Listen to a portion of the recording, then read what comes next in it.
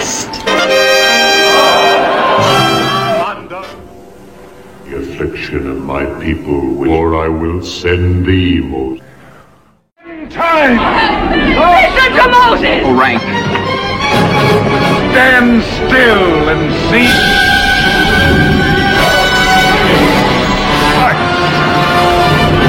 The drown in the sea! Out for us!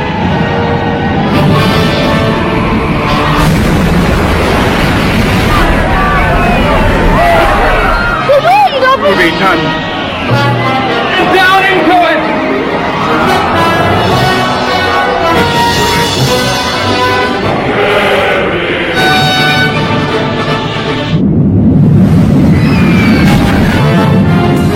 I come to thee, O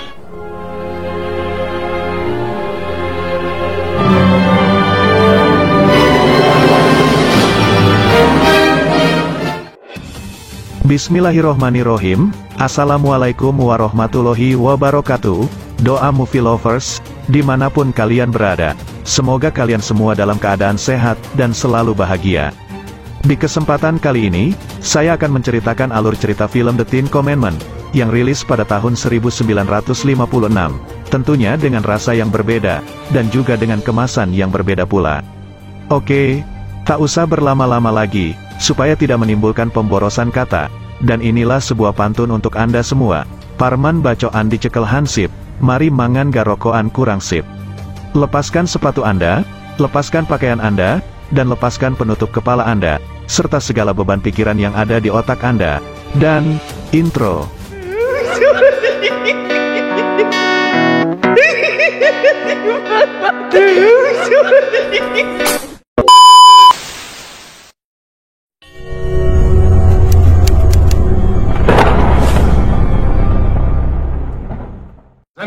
Unfortunately, I have no new deliverer.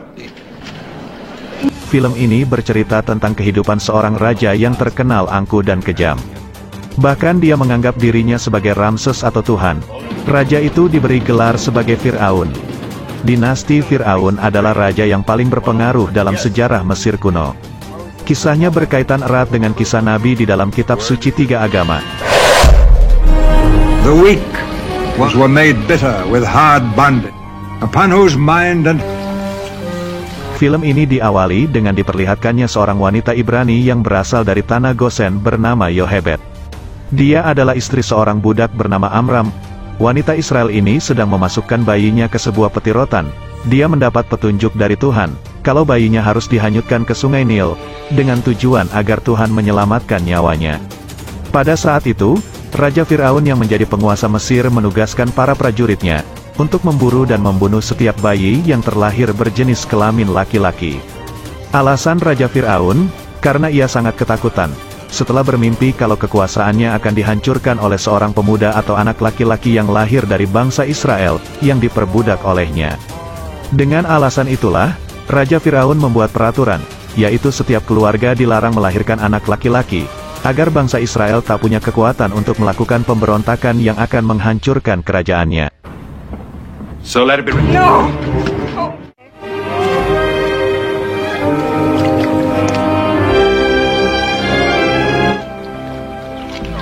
Namun, rupanya Tuhan punya rencana lain dengan bayi tersebut.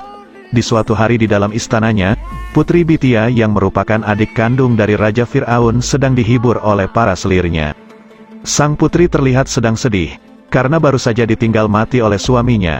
Namun siapa sangka, saat Putri Bitia sedang asyik memetik bunga yang tumbuh di tepi sungai Nil, tiba-tiba dia melihat peti rotan yang terbawa oleh arus sungai.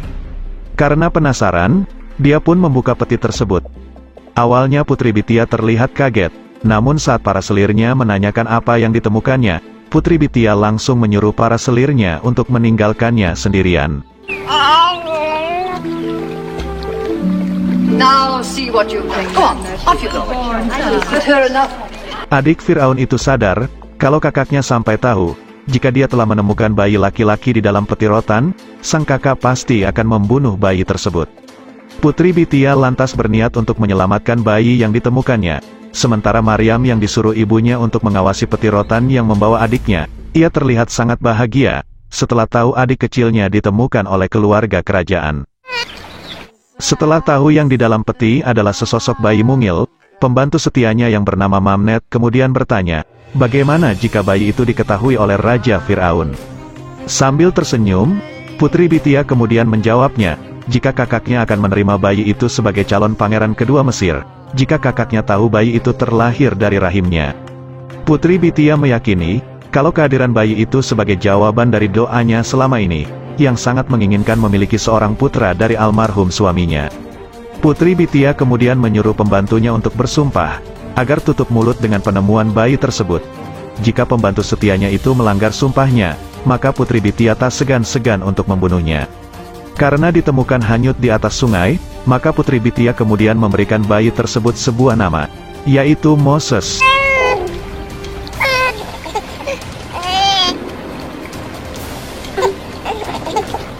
When the pyramids are dust. Singkat cerita, Moses pun tumbuh menjadi seorang pangeran yang tampan dan gagah perkasa. Dia seumuran dengan anak Raja Firaun yaitu putra mahkota bernama Ramses. Pangeran Ramses terlihat iri, karena Pangeran Moses sangat dianak-emaskan oleh ayahnya, padahal Moses hanya sebatas keponakannya. And beauty is fullest to follow me on the throne. My sons, I shall follow you. Where is it? O pretended brother and Nefertiti. Kebencian Ramses kepada Moses semakin menjadi-jadi, setelah adiknya yang bernama Putri Nefertari lebih menyukai Moses ketimbang dirinya, padahal Putri Nefertari akan dinikahkan dengan Ramses, jika nanti ia sudah naik tahta menggantikan ayahnya.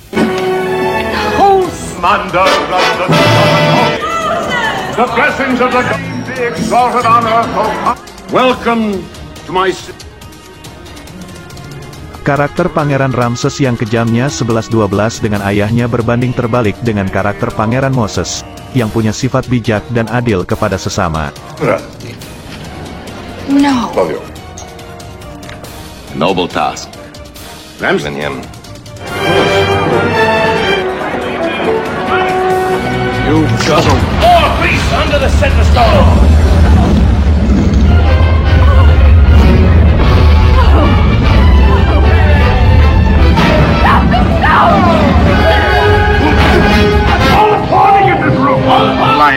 Pangeran Moses juga tak segan-segan membantu para budak yang tidak mendapatkan hak dan keadilan dari Raja Firaun. Contohnya adalah saat berlangsungnya pembangunan kuil dan patung raksasa untuk memuja Raja Firaun. Moses yang sedang sibuk mengatur perencanaan pembangunan, ia tiba-tiba didatangi oleh seorang budak atau wanita Ibrani bernama Lilia. Wanita itu meminta tolong kepada Pangeran Moses, agar membebaskan pacarnya yang bernama Yoshua. Yoshua ditangkap oleh prajurit Firaun, karena ingin menyelamatkan seorang wanita paruhbaya yang sedang terjepit saat hendak melumasi sebuah patung raksasa. Tanpa pikir panjang, Pangeran Moses kemudian mendatangi TKP. Melihat ada seorang ibu-ibu yang terjepit patung raksasa, dia pun langsung menolongnya. Pangeran Moses sama sekali tidak mengetahui, kalau wanita paruhbaya yang barusan ditolongnya adalah Yohebed, yaitu ibu kandungnya. Tak hanya sampai di situ, Pangeran Moses pun menyuruh prajurit Firaun untuk membebaskan Yoshua, yang mengaku nekat melabrak para mandor bangunan karena ingin menolong wanita paruhbaya tersebut. Melihat kebaikan Pangeran Moses, budak bernama Yoshua tersebut nekat memberitahunya, kalau pekerjaan mereka lambat, karena tak diberi makan oleh Raja Firaun. Mendengar kenyataan tersebut, Pangeran Moses terlihat murka. Dia pun menyuruh seluruh budak untuk mengambil persediaan gandum di kuil pendeta suci. A day of rest? None that you would dare take, my brother, most of the gods. What the gods can...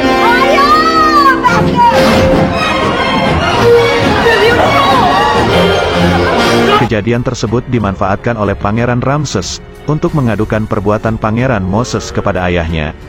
Karena dianggap telah melanggar peraturan kerajaan, Raja Firaun akhirnya memutuskan untuk membuktikan langsung tuduhan anaknya, apalagi Pangeran Ramses terus mengomporinya, kalau seluruh budak beramai-ramai menyanjung dan meneriakkan nama Pangeran Moses.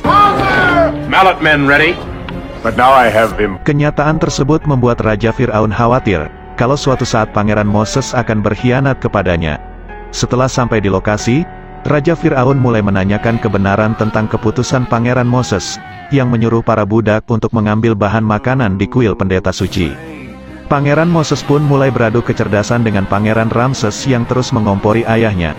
Dia meyakinkan ayahnya, kalau Moses telah merugikan keuangan kerajaan. Namun dengan santainya, Pangeran Moses mencoba menjelaskan alasannya. Dia mulai memperlihatkan hasil pembangunan yang selama ini dipercayakan kepadanya. Pangeran Moses berpendapat, jika dengan memberi makan para budak, maka pekerjaan akan selesai jauh lebih cepat. Tapi jika para budak tak diberi makan, maka pekerjaan akan jauh lebih lambat.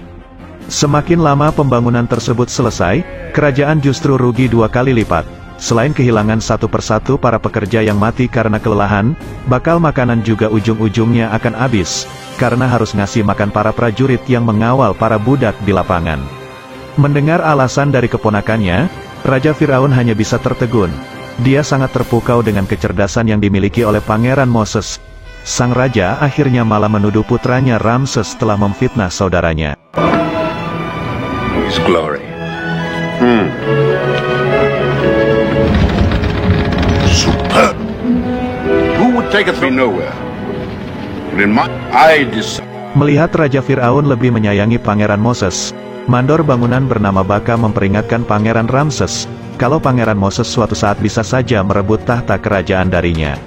Namun Pangeran Ramses dengan percaya diri meyakinkan mandor bangunannya, kalau dia tidak akan membiarkan saudaranya itu mendapatkan kekuasaan di tanah Mesir.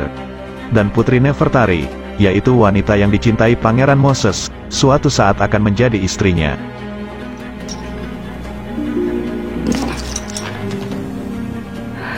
Hingga akhirnya di suatu hari, pelayan Putri Bitya yang selama ini ikut menyembunyikan tentang rahasia Pangeran Moses, akhirnya mengkhianati sumpahnya. Dia memberitahu Putri, kalau Pangeran Moses bukan keturunan dari Raja Firaun, tapi dia terlahir dari rahim seorang wanita dari bangsa Israel bernama Yohebed. Putri Bitya memungut bayi Moses yang dihanyutkan oleh ibunya ke Sungai Nil. Ramses does not know. Mendengar pengakuan dari pelayannya, Putri Nefertari terlihat shock. Namun cintanya kepada Pangeran Moses membuat dia tidak peduli dengan masa lalu kekasihnya. Putri Nefertari justru membunuh pelayannya tersebut dengan cara mendorongnya hingga jatuh dari atas balkon. Putri Nefertari tidak ingin kekasihnya Moses diusir dari istana. Jika sampai itu terjadi, Raja Firaun pasti akan menjodohkan dia dengan Pangeran Ramses kakaknya, yaitu seorang laki-laki yang tidak pernah dicintainya. Namun saat Pangeran Moses masuk ke kamarnya, tak sengaja dia melihat potongan kain tradisional yang biasa dipakai oleh suku Ibrani. She bring this here. Moses, why do you question? It will make no difference between us with her.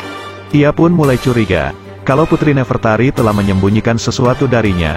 Setelah didesak terus oleh kekasihnya, Putri Nefertari akhirnya terpaksa memberitahu kejadian yang sebenarnya. Dia mengaku telah membunuh pelayannya bernama Mamnet, karena telah membuat pengakuan, kalau Pangeran Moses bukan keturunan dari Raja Firaun, tapi terlahir dari rahim seorang ibu dari bangsa Israel. Mendengar pengakuan pacarnya, Pangeran Moses terlihat bingung untuk memastikan kebenarannya. Dia pun berniat untuk mendatangi Putri Bitya ibunya. Bitya. Mother did Ramses. Setelah bertemu dengan ibunya, Pangeran Moses mulai menanyakan seorang wanita dari suku Ibrani yang bernama Yohebed. Dia mulai mencari tahu kebenaran yang selama ini dirahasiakan darinya. Namun Putri Bitya berusaha menutupi semuanya, karena jika dia memberitahu putranya, maka dikhawatirkan ia akan kehilangan Moses anak kesayangannya. Karena tak menemukan jawabannya, Moses pun memperingatkan ibunya, kalau dia akan mencari tahu semua rahasia yang selama ini disembunyikan darinya. Melihat sikap putranya, Putri Bitya mulai terlihat panik. Dia pun menyuruh pelayannya untuk menyiapkan kereta kuda. Malam itu juga, Putri Bitya berencana akan melakukan perjalanan ke daerah Gosen, untuk mendatangi rumah ibu kandung Pangeran Moses yang bernama Yohebed. Dia berencana untuk menyuruh keluarga Moses agar secepatnya pergi meninggalkan daerah Gosen, sebelum Pangeran Moses putranya mengetahui tempat tinggal ibu kandungnya. Namun setelah sampai di rumahnya, ibu kandung Moses menolak saran dari Putri Bitya untuk pergi meninggalkan kampung halamannya. Dia pun meyakinkan Putri Bitiah, kalau keluarganya tidak akan mengambil Moses darinya. Namun karena terlanjur takut kehilangan putranya, Putri Bitiah tetap memaksa keluarga Yohebed untuk segera berkemas dan pergi dari kampungnya. Putri Bitiah berjanji akan menanggung semua kebutuhan keluarga Yohebed. Yang penting putranya tidak bertemu dengan ibu kandungnya. Yardley, what can you give him in its place? Saat berdebat itulah, tiba-tiba dari arah pintu, Pangeran Moses muncul di hadapan ibunya. Come! Only to find this woman Yoshebet. Till you came. My son, if you love me. Rupanya Pangeran Moses sengaja membuntuti ibunya. Kehadiran putranya semakin membuat Putri Bitiah panik dan ketakutan. Tapi untungnya, ibu kandung Pangeran Moses berusaha membantu adik Raja Fir'aun tersebut, agar rahasia tentang siapa ibu kandung Moses tidak terbongkar. Sambil berusaha menahan air mata dan rasa rindu kepada putranya, Yohebed membohongi Pangeran Moses, kalau dia bukan ibu kandungnya. Namun saat Moses meminta ibunya untuk bersumpah, akhirnya ia tak sanggup menahan air matanya. Besarnya kerinduan seorang ibu tak akan bisa dibendung, meskipun terhalang gunung dan lautan. Akhirnya Yohebed mengungkapkan rahasia masa lalu anaknya. Setelah tahu kalau dia terlahir dari seorang budak dari bangsa Israel, Pangeran Moses pun tak malu-malu untuk memeluk ibu dan dua saudaranya, yang bernama Harun dan Maryam. Moses pun lantas memutuskan untuk tinggal bersama ibu kandungnya, dan dia menyuruh ibu angkatnya untuk pulang ke istana. Putri Bitiah pun terlihat sedih dan tak percaya, kalau putra kesayangannya lebih memilih hidup menjadi budak bersama ibu kandungnya, daripada hidup enak di istana bersamanya. King straw for the bricks of Egypt, from the heavy-laden Nile boat to feed the master. Stretching mile after watchful taskmaster, ending drudgery. Here... Singkat cerita, setelah tinggal bersama ibu kandungnya, Moses pun ikhlas menanggalkan semua kemewahan dan kekuasaannya yang telah diberikan oleh Raja Fir'aun. Dia lebih memilih hidup menjadi orang miskin dan bekerja menjadi budak, daripada harus melihat bangsanya ditindas dan dikekang kebebasannya oleh Raja Fir'aun. Pilihan Pangeran Moses tersebut sempat membuat kekasihnya Putri Nefertari merasa kasihan melihat kondisi Moses. Dia pun memanggil Moses untuk datang ke istananya. The very dirty one. Royal Sea. Putri Nefertari mempertanyakan keputusan Moses untuk meninggalkan istananya. Padahal Raja Fir'aun telah memberinya harta dan kekuasaan, kenapa Pangeran Moses lebih memilih hidup menjadi budak yang hina dan kotor? Padahal Raja Fir'aun sudah memprioritaskan Pangeran Moses untuk menggantikan dirinya sebagai Raja Mesir di masa depan. Sambil tersenyum, Pangeran Moses pun kemudian menjelaskan alasannya. Dia sama sekali tak berambisi untuk menjadi seorang raja, yang tujuannya hanya untuk memperkaya diri di atas penderitaan rakyatnya. Dia tidak silau dengan harta dan jabatan, yang baginya semua itu hanyalah titipan. Dia hanya ingin melawan ketidakadilan, sikap kesewenang-wenangan, anti kritik, pencitraan, dan perbudakan yang dilakukan oleh Raja Fir'aun. Pangeran Moses lebih memilih hidup miskin tapi bermanfaat buat orang lain, daripada hidup bergelimang harta tapi hasil dari suap dan korupsi di istana. So long as... No, my love. Setelah Pangeran Moses tinggal dengan ibu kandungnya, dan berbaur dengan para budak yang bekerja kepada Raja Fir'aun, Pangeran Moses mulai merasakan penderitaan yang dialami oleh bangsanya. Setiap hari dia melihat para budak itu disiksa, bahkan dibunuh jika melawan perintah dari Raja Fir'aun. Women. Your image.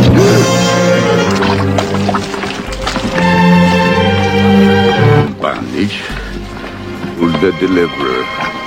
Break the power of Pharaoh.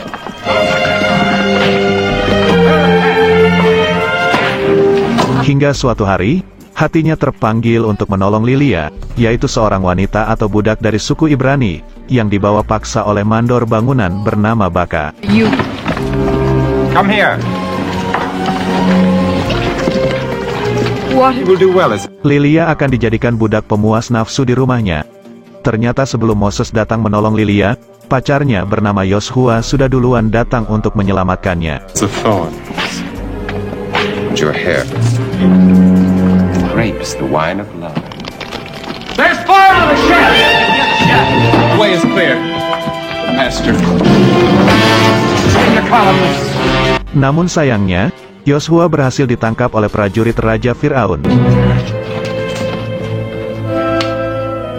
Now to you've seen me. One day.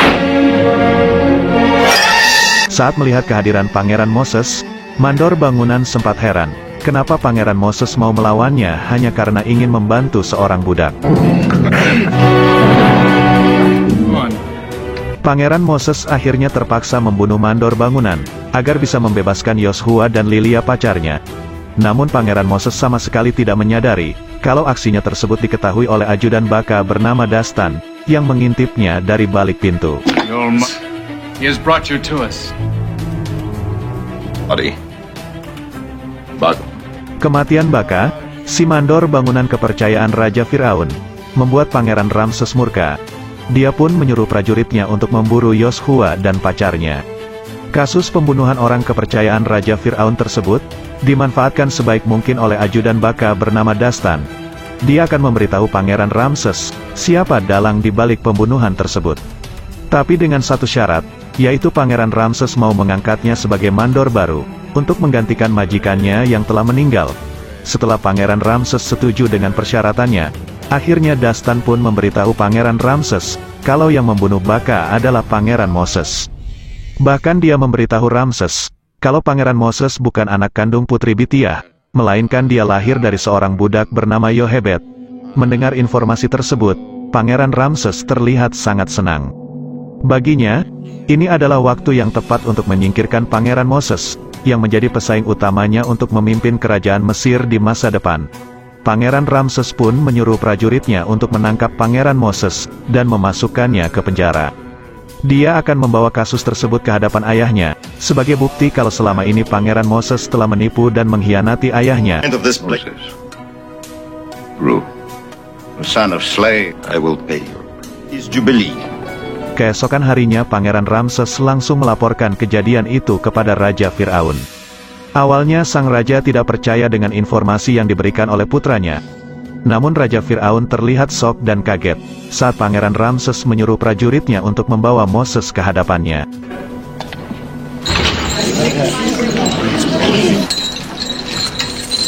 Sang raja terlihat sedih dan kecewa, melihat sosok keponakan yang sangat dicintainya, ternyata selama ini telah menipunya. Putri Bitiah berusaha membela putranya. Namun karena dianggap telah menipunya, Raja Fir'aun pun lantas menyuruh adiknya tersebut untuk pergi dari istananya. Raja Fir'aun kemudian memanggil Pangeran Moses agar lebih dekat. Dia ingin jawaban langsung dari mulut keponakannya, tentang tuduhan dan pengkhianatan yang dilaporkan oleh Pangeran Ramses putranya.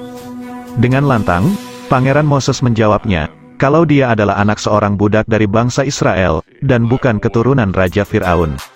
Karena kecewa dengan jawaban Pangeran Moses, pada hari itu juga Raja Fir'aun langsung menetapkan, kalau Pangeran Ramseslah sebagai calon raja untuk menggantikan dirinya. Dia juga akan menikahkan Pangeran Ramses dengan Putri Nefertari, yang terlihat sedih, melihat keadaan Pangeran Moses kekasihnya. Who now? Ramses. Raja Fir'aun pun menyerahkan semuanya kepada Pangeran Ramses putranya, untuk memutuskan hukuman apa yang pantas diberikan kepada Pangeran Moses. Akhirnya, Pangeran Ramses memutuskan, untuk mengasingkan Pangeran Moses di sebuah wilayah terpencil, yang sejauh mata memandang hanyalah gurun tandus dengan cuaca yang sangat ganas. Of Moses, monument of Egypt, erased from the memory of men. Robe of state. Di sana Pangeran Moses hanya berteman dengan ular dan kalajengking. Pangeran Ramses akan membiarkan Pangeran Moses mati pelan-pelan, dibunuh oleh ganasnya alam.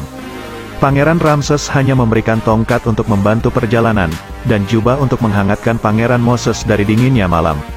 Selain itu, hanya keajaiban yang bisa menyelamatkan Pangeran Moses dari ganasnya gurun Sur yang kering kerontang.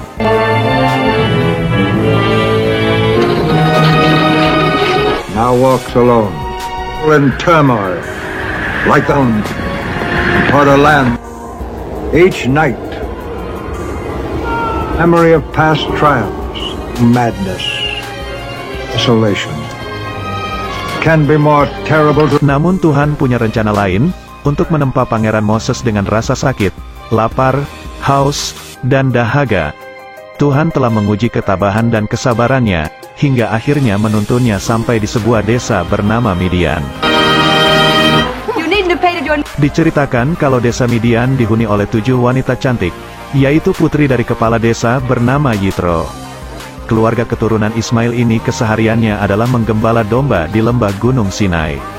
Pertemuan Moses dengan 7 bidadari cantik ini diawali dari gangguan beberapa laki-laki penyamun yang sedang menggoda ke-7 gadis yang sedang menggembala. Kegaduhan itu membuat Pangeran Moses bangun dari tempat tidurnya, dan berusaha menolong ke-7 wanita cantik tersebut. Dari sanalah awal mula dia berkenalan dengan kepala desa bernama Yitro dan ke-7 putrinya. And wash the desert dust from your feet. Sir, but Here, let me pour the water. I will ask a welcome for him.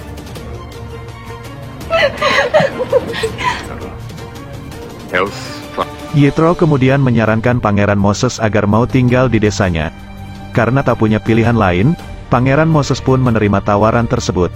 Dia pun akhirnya ikut membantu keluarga Yitro sebagai penggembala domba. If you joined us, Married to a runaway slave.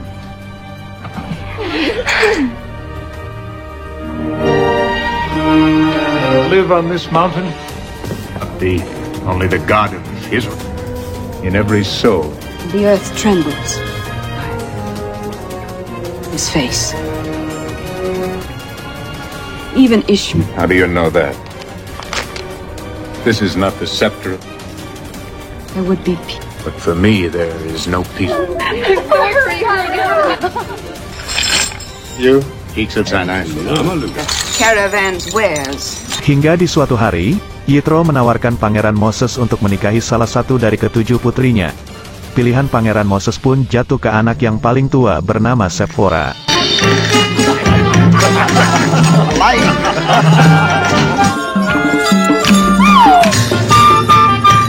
Oh, choice!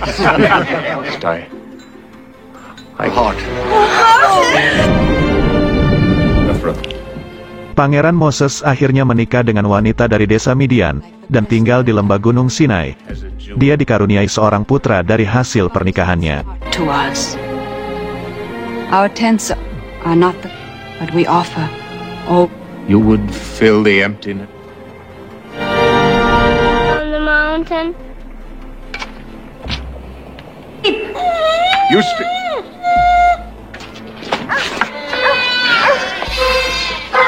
Hingga di suatu hari, Pangeran Moses dikejutkan dengan kedatangan Yoshua, yaitu budak yang pernah dia bantu saat ditangkap oleh mandor bangunan bernama Baka. Rupanya Yoshua sudah lama mencari Pangeran Moses. Dia meyakini, kalau Pangeran Moses adalah utusan yang dijanjikan oleh Tuhan untuk membebaskan perbudakan, yang dilakukan oleh Raja Fir'aun kepada bangsanya. Namun Pangeran Moses menolak anggapan tersebut. Dia meyakinkan Yoshua, kalau dia bukan orang yang selama ini dinantikan oleh bangsa Israel. Hingga akhirnya, Tuhan menuntunnya untuk mendaki Gunung Sinai.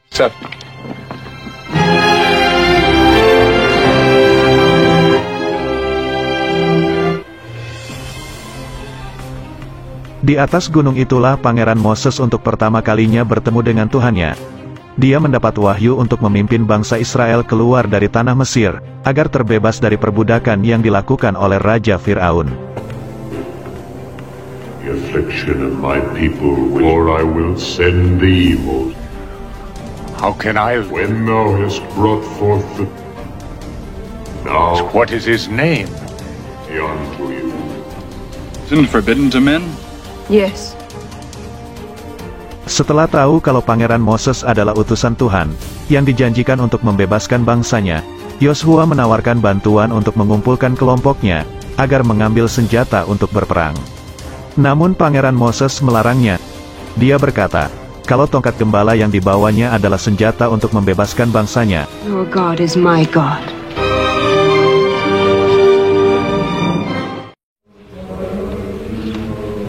May the gods bless you. Infernal fuss. Afraid he won't let me cheat the way you do. At last.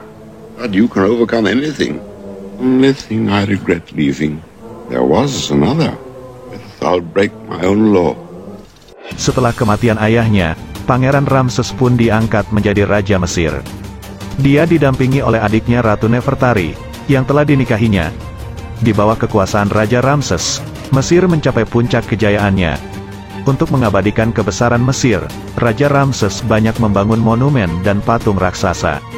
Salah satu bangunan yang paling terkenal adalah patung yang didirikan di wilayah Karnak dan Abu Simbel. Sementara, Pangeran Moses yang ditemani oleh adiknya bernama Harun, memutuskan untuk mendatangi Raja Ramses di istananya. Dia akan meminta langsung agar Raja Fir'aun membebaskan bangsa Israel dari perbudakan.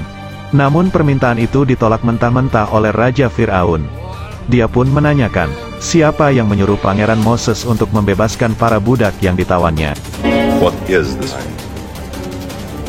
Dengan lantang Pangeran Moses mengatakan, bahwa Tuhan telah mengutusnya, untuk menyampaikan kebenaran dan membebaskan perbudakan. Pangeran Moses berusaha menyadarkan Raja Ramses, bahwa kuasa Tuhan lebih tinggi, dari kekuasaan yang dimilikinya. Mendengar pengakuan Pangeran Moses, Raja Firaun terlihat tertawa sambil mengejeknya. Dia pun meminta Pangeran Moses untuk membuktikan kekuatan seperti apa yang dimiliki oleh Tuhannya. Pangeran Moses pun kemudian menyuruh Harun untuk melemparkan tongkat miliknya ke depan Raja Firaun, untuk membuktikan kalau ucapannya adalah wahyu dari Tuhan. Dan dalam sekejap mata, tongkat itu berubah menjadi ular. Namun pembuktian dari Pangeran Moses itu, justru ditertawakan oleh Raja Firaun. Dia menuduh Pangeran Moses mau menipunya dengan trik sihir murahan. Raja Firaun kemudian menyuruh pengawalnya untuk melempar tongkat miliknya, dan tongkat itu sama-sama berubah menjadi ular. Dengan angkuhnya, Raja Firaun ingin menunjukkan ke semua orang, kalau dia juga bisa melakukan apa yang dilakukan oleh Tuhan Moses. Gave me this people and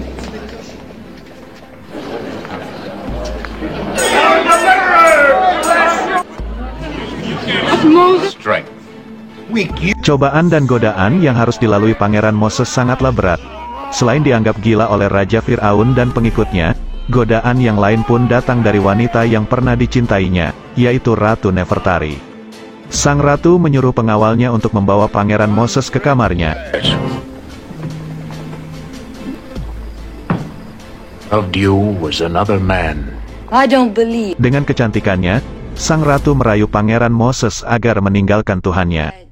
Dia berjanji untuk mengembalikan nama besar Pangeran Moses, agar bisa mendapat jabatan yang penting di istana. Namun dengan tegas Pangeran Moses menolaknya. Dia mengingatkan Ratu Nefertari, kalau dia bukan Moses yang dulu dikenalnya. Cintanya sudah dia berikan hanya kepada Tuhannya. Waters. You will goes hard.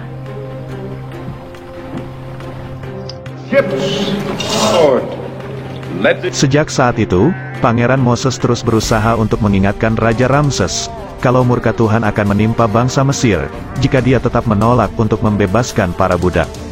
Namun peringatan dari Pangeran Moses tak pernah didengarnya.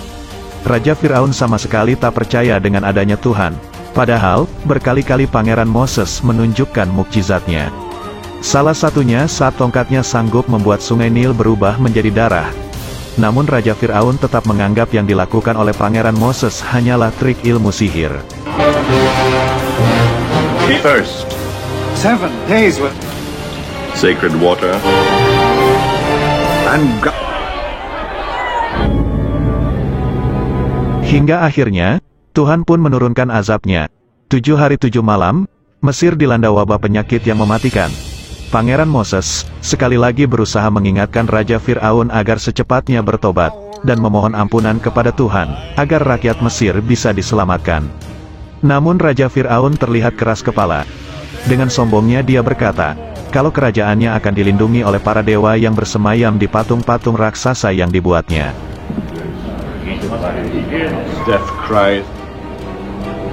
Kesombongan Firaun tersebut membuat Tuhan semakin murka. Hingga akhirnya, bangsa Mesir dilanda wabah kabut hitam yang sangat mematikan. Kabut hitam tersebut menutupi matahari selama 3 hari 3 malam, yang menyebabkan langit menjadi gelap gulita. Teriakan dan suara kematian terdengar sampai di kerajaan. Satu persatu pengikut Raja Firaun tewas mengenaskan. Sementara di rumahnya, Pangeran Moses mulai mengumpulkan orang-orang yang percaya dengan Tuhan. Dia meyakinkan pengikutnya, jika wabah itu tidak akan membunuh orang-orang yang beriman dan percaya kepada Tuhannya, Egypt shall not be. Pangeran Moses pun terlihat bahagia saat melihat putri Bitya ibu angkatnya lebih memilih ikut dengannya. and set my feet upon He is God's messenger, Princess. Sementara di istananya, Raja Firaun sama sekali tak terlihat takut dengan wabah tersebut. Dia menganggap wabah yang datang hanyalah wabah musiman. Raja Firaun akhirnya mulai goyah setelah wabah kabut hitam telah menewaskan putra kesayangannya. Captain.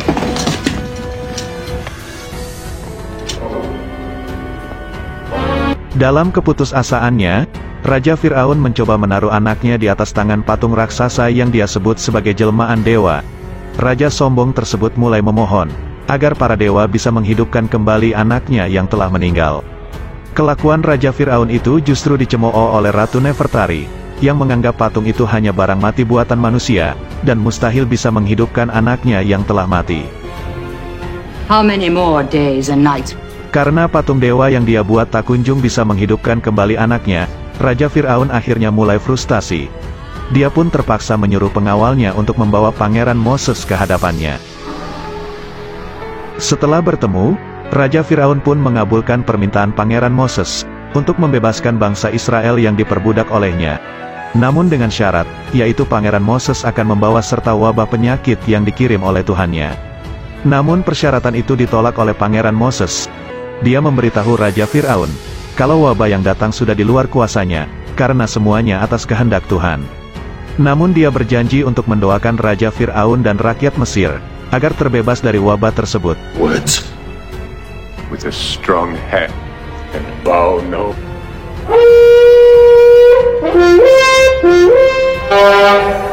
Setelah Raja Firaun membebaskan para budak yang ditawannya, Pangeran Moses pun mulai menuntun bangsa Israel untuk keluar dari wilayah Mesir.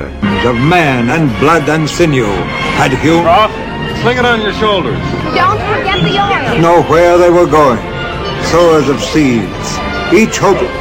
Dibantu oleh Harun dan Yoshua, bangsa Israel dari berbagai suku mulai berbondong-bondong untuk mengikuti petunjuk Pangeran Moses, yang mereka yakini sebagai utusan Tuhan, untuk memimpin bangsa mereka. Dengan membawa serta hewan peliharaannya, trompet bergema di Santero Mesir, sebagai tanda kebebasan yang selama ini mereka mimpikan. Moses forever. We march. Bondage.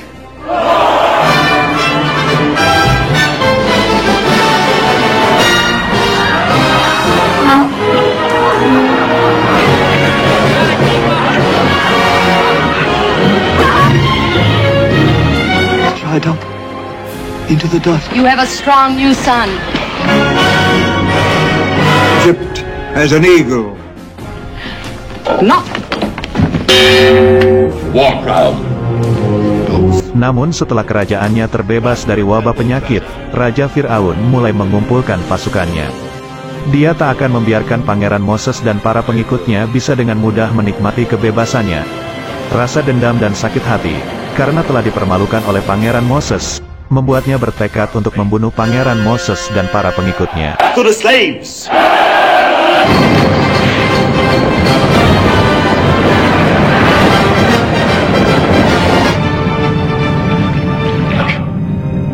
Mengetahui kalau pasukan Raja Firaun akan menyerangnya, Pangeran Moses pun kembali berdoa kepada Tuhannya, agar bangsa Israel bisa diselamatkan dari serbuan pasukan Firaun.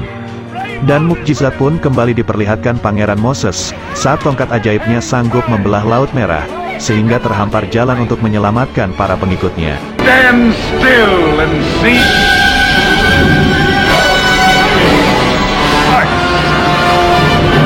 Drown in the sea. Out for us.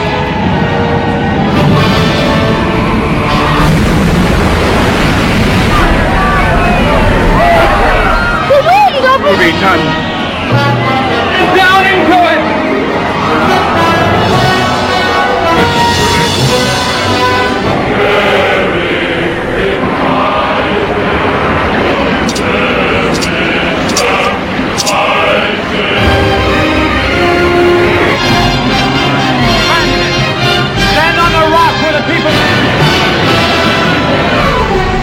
Empire dies. Rebels dead. Namun saat pasukan Raja Fir'aun mencoba mengejarnya ke tengah lautan, Tuhan kembali memperlihatkan kekuasaannya. Setelah para pengikut Moses berhasil menyeberangi lautan, Tuhan kembali menyatukan laut yang awalnya terbelah.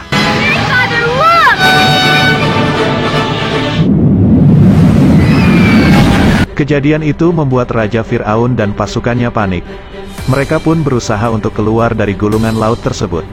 Namun karena kesombongannya, Raja Fir'aun dan pasukannya pun akhirnya tewas mengenaskan, setelah ditenggelamkan oleh Tuhan di dasar lautan. I come to thee, O Lord. Setelah kematian Raja Fir'aun dan pasukannya, Pangeran Moses dan para pengikutnya kembali melakukan perjalanan. Tuhan telah memberi petunjuk kepada Pangeran Moses, agar membawa seluruh pengikutnya ke lembah Gunung Sinai.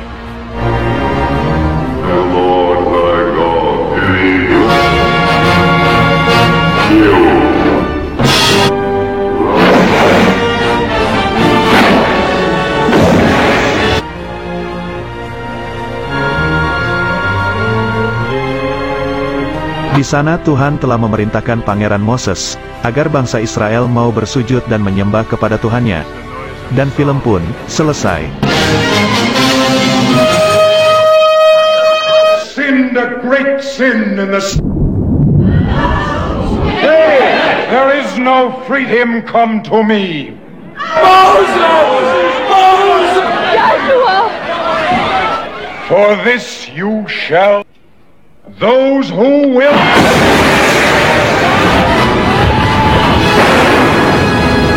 Commandments or no, he made nor his natural force of me because I disobeyed him by the way I am called by the Lord, Sephirah. Taught them not to live by bread alone. I charge you and strengthen. Give me the books.